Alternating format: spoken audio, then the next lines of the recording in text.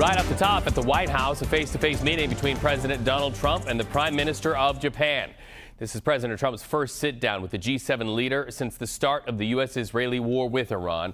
Number of headlines coming out of that room, including reported requests from Defense Secretary Hegseth with a $200 billion price tag. CBS News White House reporter Olivia Rinaldi is in Washington. So did the president confirm that request?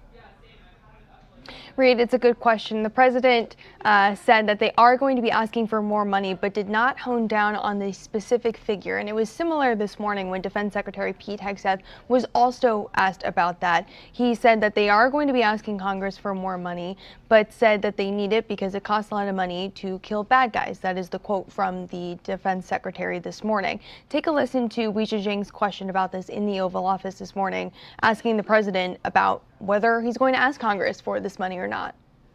If the war is almost over, why is the Pentagon going to ask Congress for an additional $200 billion?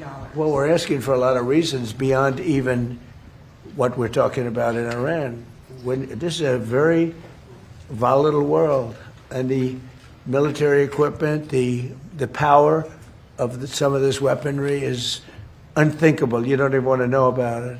Oh, you could end this thing in 2 seconds if you wanted to, but we are being very judicious.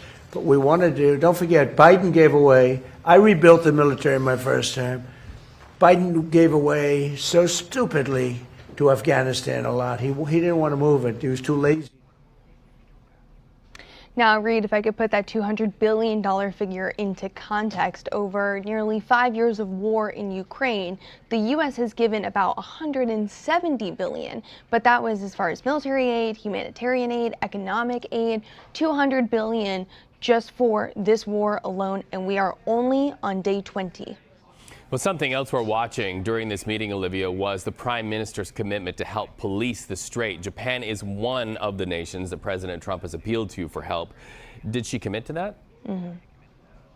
She did not commit to it outright, and there's good context in here because Japan is a pacifist nation. It is literally in their constitution that they cannot offensively use their military. They can only use it for self-defense. Still, the president did, in a Truth Social post earlier, say that he would like to see Japan, among other U.S. allies, contribute more to securing and reopening the Strait of Hormuz. It's also important to know that Japan, about 95% of its oil flows through the Strait of Hormuz. So there is an importance here for them to get that oil flowing, to get that energy back into their country. But still no firm commitment from the Japanese Prime Minister, who on her way to Washington said that it was going to be a difficult meeting because of the war in Iran. This was supposed to be an economic celebration about new investments, but now they're talking about these securing the Strait of Hormuz specifically. There was a joint statement that was announced today between the United Kingdom and other U.S. allies that did read,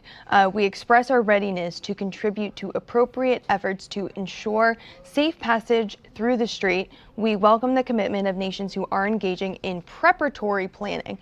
That's the key line there, preparatory planning. Because even if they were able to get these ships over there, minesweepers that the Japanese Navy has, it's going to take weeks. And they're trying to put together some type of coalition to try to reopen the strait, to secure that strait, to get the oil flowing, but it's not going to be turned on tomorrow, and this is not something that's going to be solved tomorrow. So it seems like it was a positive meeting. We have certainly seen meetings in the Oval Office that were not positive between President Trump and foreign leaders, but today seemed pretty jovial, positive, and perhaps moving in the right direction for some actionable items to secure the Strait of Hormuz. Still, though, there's another news item getting some attention right now, and that are some remarks the president made, some deemed controversial when answering a question from a Japanese reporter. What can you tell us about the question and his answer? Right. So when moving on to the question and answer session that the president normally does in these Oval Office bilateral meetings, a Japanese reporter asked the president why the U.S. did not give other allies, including Japan, a heads up when the U.S. was embarking on this war in Iran with Israeli counterparts. Take a listen to what the president said here in response to that question.